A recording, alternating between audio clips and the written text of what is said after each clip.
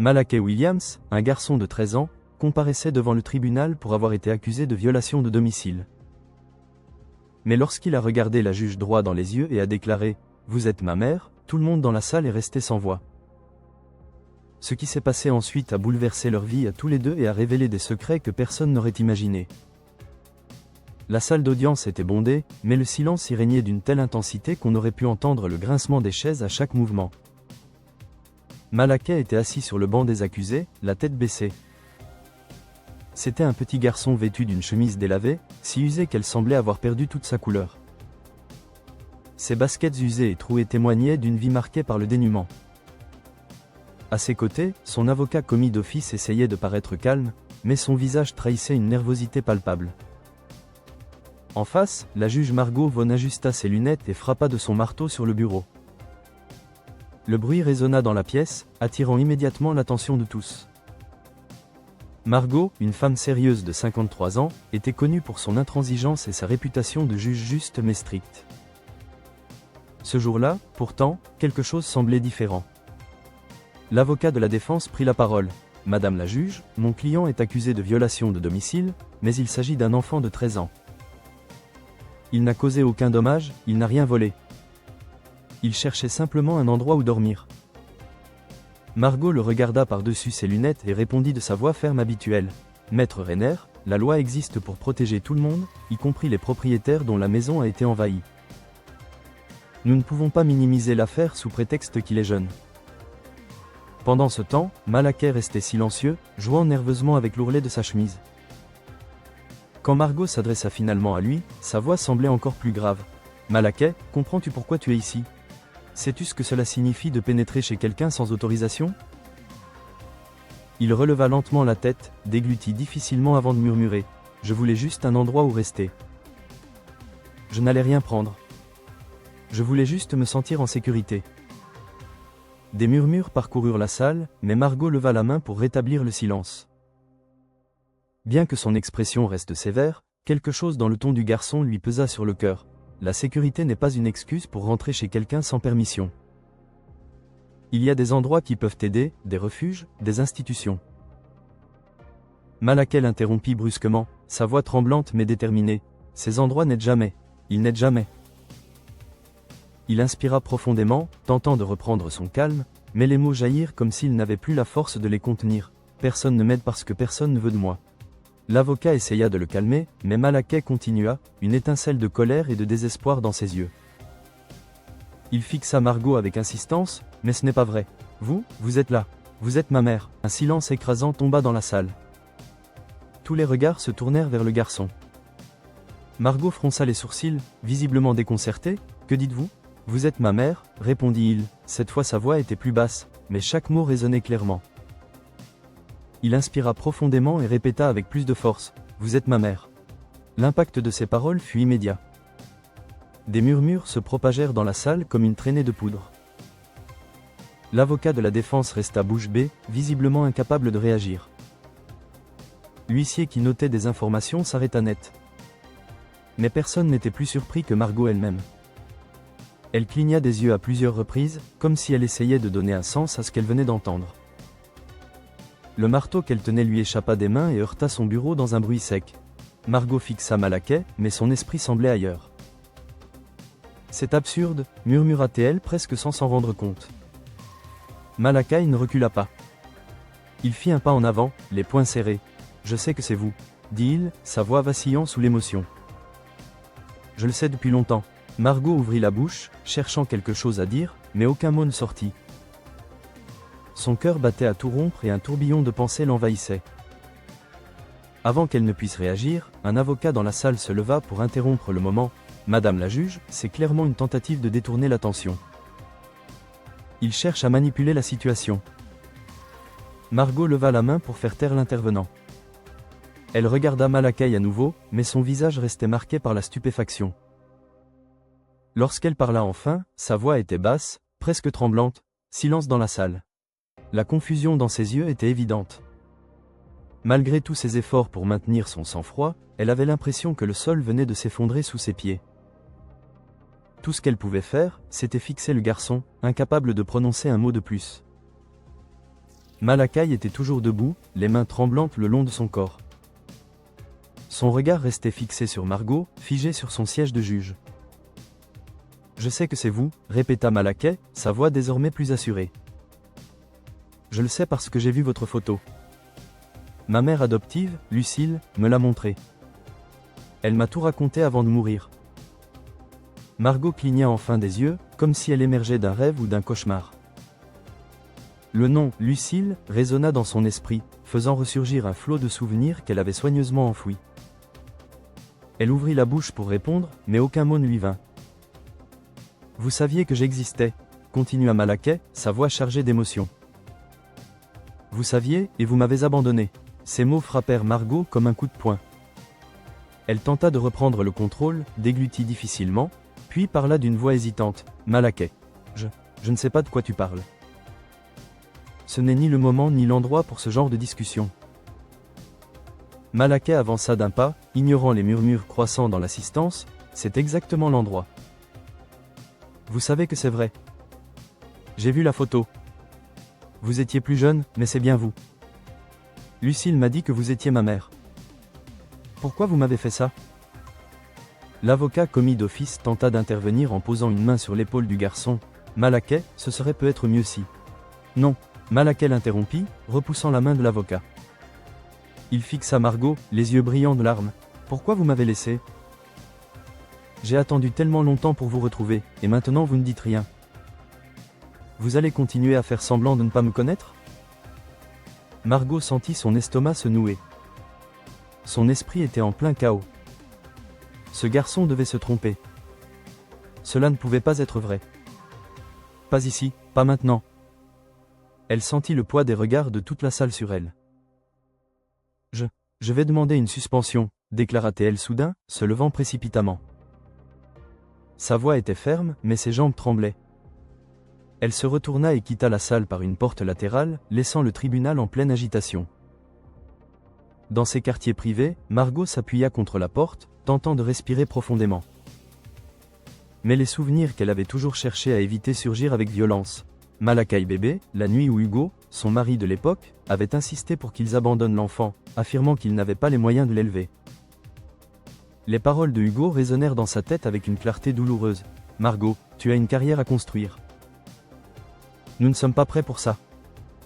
Il aura une vie meilleure avec une autre famille. » Elle se remémora leur dispute, les larmes silencieuses qu'elle avait versées une fois qu'ils s'étaient endormis, et enfin le moment où elle avait signé les papiers d'adoption, ses mains tremblant autant que celles de Malakai en cet instant. Une décision qui semblait logique à l'époque, mais qui n'avait jamais cessé de la hanter.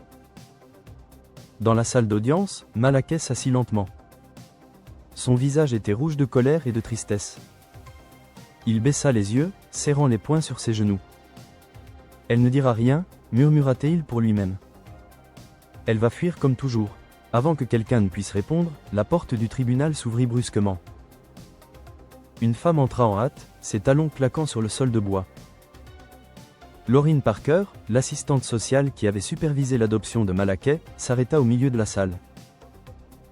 Grande et mince, son visage portait les marques du temps, mais ses yeux trahissaient une détermination que personne d'autre dans la pièce ne semblait posséder. « Malakai » dit-elle, attirant immédiatement son attention. Il releva la tête, la reconnaissant instantanément. « Je suis venu dès que j'ai pu. Je ne savais pas que cela se passerait ici, mais je pense qu'il est temps que la vérité éclate. » L'avocat de la défense la regarda, visiblement déconcerté. « Qui êtes-vous ? » ?»« Je suis Laureen Parker. J'ai participé au processus d'adoption de Malakai lorsqu'il était bébé, et je pense pouvoir éclaircir certaines choses, répondit-elle avec assurance. Les yeux de Malakai se remplirent d'espoir et de douleur à la fois. Il se leva comme s'il attendait une réponse immédiate. « Vous saviez. Tout ce temps, vous saviez qui elle était. » Laureen soupira, lançant un regard chargé de reproches vers la porte par laquelle Margot était partie. « Oui, je savais. Mais ce n'était pas à moi de le dire. Margot, votre mère, elle a fait ce qu'elle pensait être le mieux à l'époque, mais cela n'a pas été juste pour vous. » « Alors pourquoi personne ne me l'a dit ?» demanda Malakai, la voix brisée. « Pourquoi je ne l'ai découvert que quand c'était trop tard ?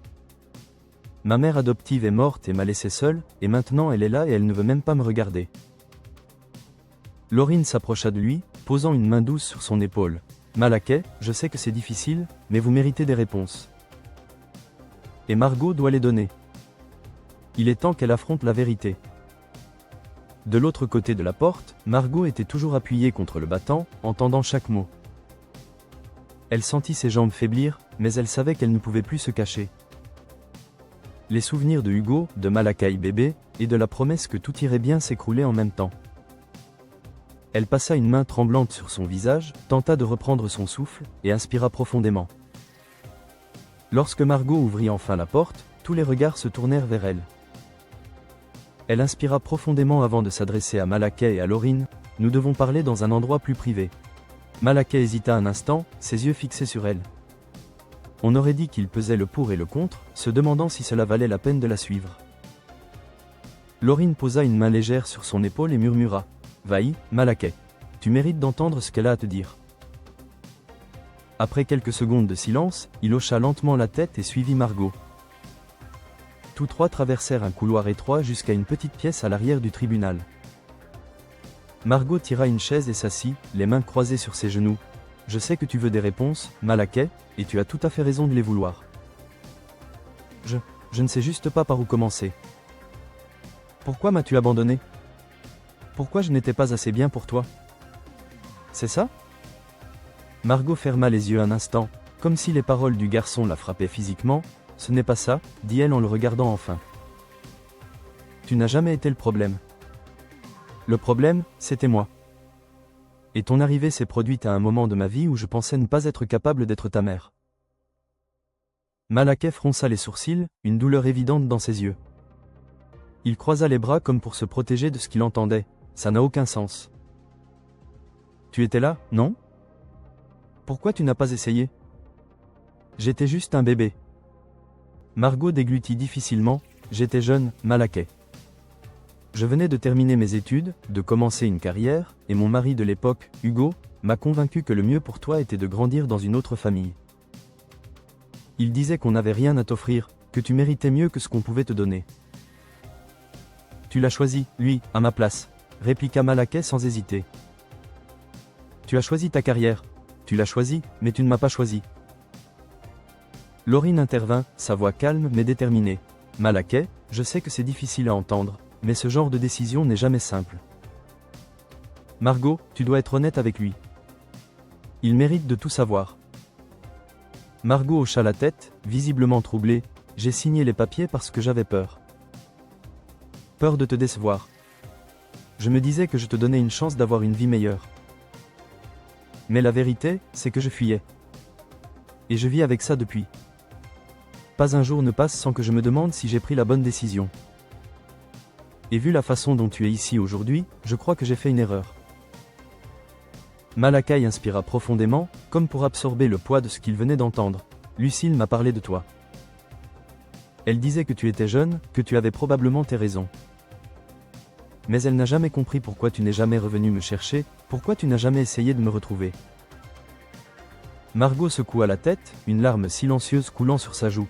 Je pensais qu'il était trop tard, que tu avais une famille, une vie. Je ne voulais pas revenir et tout chambouler à nouveau. Après ma séparation avec Hugo, tout cela est devenu encore plus difficile à affronter. Alors je me suis caché derrière mon travail.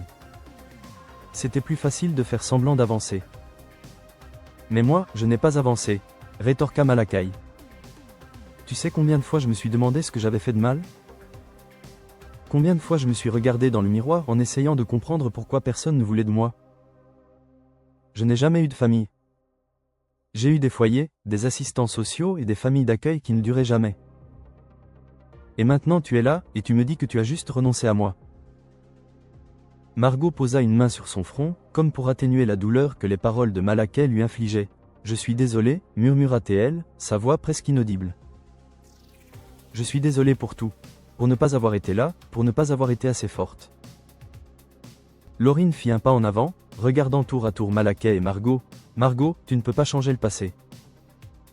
Mais Malakai est ici maintenant, et il a besoin de quelque chose de plus que des excuses. Et Malakai, elle est là. Ça n'efface pas ce que tu as vécu, mais c'est peut-être le début de quelque chose. Malakai regarda Laurine, puis Margot. Il semblait partagé, comme s'il voulait y croire mais avait peur de souffrir encore. Tu veux commencer? Demanda Théil d'une voix basse mais pleine de sens. Tu veux essayer d'être ma mère maintenant? La question resta suspendue dans l'air, lourde d'attente. Margot fixa Malaquais et, pour la première fois, elle vit non seulement l'enfant qu'elle avait perdu, mais aussi une chance d'écrire une nouvelle histoire. Oui, Malaquais. Je veux essayer, répondit-elle, les yeux embués de larmes. Les débuts furent difficiles. Margot savait que se rapprocher de Malaquais ne serait pas simple, et lui, de son côté, semblait méfiant à l'égard de chaque geste qu'elle faisait. Laurine facilita les premiers pas, organisant des rencontres plus fréquentes entre eux. Rien de forcé, juste de petits moments pour apprendre à mieux se connaître. La première fois que Margot visita le centre communautaire où Malaquais passait souvent son temps, elle se sentit décalée. L'endroit était modeste, avec des murs peints de couleurs vives et un terrain de basket au fond. Malaquais était là, jouant avec d'autres garçons. Il semblait plus détendu qu'au tribunal, riant avec ses amis tout en essayant de marquer un panier. Margot resta immobile à l'entrée, observant sans vouloir interrompre. Après quelques minutes, Malaquais la remarqua. Il s'arrêta, hésitant, et la regarda comme s'il ne savait pas quoi faire. Margot se contenta de lui sourire et de hocher légèrement la tête. Malaquais roula des yeux, mais un demi-sourire apparut sur son visage avant qu'il ne retourne au jeu. Quand la partie se termina, il s'approcha lentement, le visage en sueur. « Vous n'étiez pas obligé de venir ?» dit-il d'un ton légèrement défensif. « Je sais, » répondit Margot calmement, « mais je voulais voir où tu passes ton temps. » Malaquais haussa les épaules en attrapant sa bouteille d'eau. « Il n'y a pas grand-chose à voir. Ce n'est que ça, ici. » « Ça semble important pour toi, » répliqua-t-elle. « Alors ça l'est pour moi aussi. » Il ne répondit pas, mais quelque chose dans son regard montra que ses mots avaient compté. Les jours passèrent et leurs rencontres devinrent plus fréquentes. Margot s'efforçait de respecter l'espace de Malaquais tout en trouvant des moyens d'être présente. Elle l'emmena dîner à plusieurs reprises, et bien que leurs premières conversations fussent courtes et ponctuées de silence, Malaquais commença peu à peu à s'ouvrir. « J'ai pensé à toi hier », lâcha-t-il soudainement alors qu'il mangeait des hamburgers dans un dîner. Margot, surprise, le regarda tout en gardant un ton décontracté. « Ah oui? Pourquoi? Il y avait un nouveau garçon dans le foyer où j'étais avant. Il avait l'air perdu, tu vois. Et je me suis dit, si tu étais venu plus tôt, peut-être que je ne me serais pas senti comme ça quand j'étais petit. » Margot sentit sa gorge se nouer. Elle voulait s'excuser encore, mais elle savait que cela ne suffirait pas. Alors elle se contenta de répondre. « Je ne peux pas changer le passé, Malaquais, mais je peux être là maintenant. Et si ce garçon a besoin d'aide, peut-être qu'on peut l'aider ensemble. » Malaquais ne répondit pas, mais hocha lentement la tête. C'était un début. Margot commença aussi à s'intéresser aux passions de Malaquais. Un jour, il mentionna qu'il aimait dessiner. Sans rien dire, Margot se rendit dans une boutique de fournitures artistiques et lui acheta un carnet de croquis et des crayons. Quand elle les lui donna, sa réaction fut timide. « Vous n'étiez pas obligé, » dit-il en tenant le carnet avec précaution. « Je sais, » répondit Margot, « mais j'en avais envie. » Plus tard, elle découvrit l'un de ses dessins pour la première fois. C'était un paysage simple mais riche en détails. Elle le complimenta et Malaquais détourna les yeux, gêné. « Ce n'est pas grand-chose, » murmura-t-il. « Si, ça l'est, » insista-t-elle. « Tu as du talent, Malaquais. » Un léger sourire apparut sur son visage. Les mois passèrent et leur relation évolua. Malaquais n'était plus aussi mal à l'aise en présence de Margot, et elle remarqua de petits gestes qui montraient qu'il commençait à lui faire confiance. Il disait parfois des choses comme « Peut-être qu'on pourrait refaire ça » ou « J'aime bien quand tu es là ». Margot savait que le lien restait fragile, mais il se renforçait. Le moment le plus marquant survint le jour où Margot décida qu'il était temps de tout officialiser. Elle déposa une demande pour obtenir la garde de Malaquais. Ce fut un processus long, jalonné d'allers-retours au tribunal et d'entretiens, mais le jour de l'audience finale arriva enfin. Malaquais était assis à côté d'elle, plus silencieux que d'habitude. Lorsque le juge annonça que la garde était accordée, Margot sentit un immense soulagement. Elle se tourna vers Malaquais, qui essayait visiblement de dissimuler un sourire. « Voilà, » dit Margot, la voix chargée d'émotion. « Maintenant, c'est officiel. Tu crois que ça va marcher ?» demanda-t-il, les yeux emplis d'un mélange d'espoir et de peur. « Je ne sais pas, » répondit Margot avec honnêteté, mais je pense qu'on peut essayer ensemble. En sortant du tribunal, Margot tendit la main. Pendant un instant, Malakai hésita, puis il saisit sa main. Ils marchèrent côte à côte, et pour la première fois, Margot sentit qu'il commençait quelque chose de réel. Le soleil brillait dehors, et alors qu'ils traversaient la rue, elle entendit Malakai murmurer doucement « Je n'ai jamais eu quelqu'un qui reste.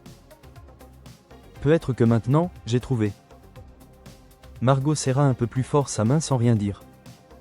Ce n'était que le début. Combien de fois jugeons-nous les autres sans connaître leur histoire?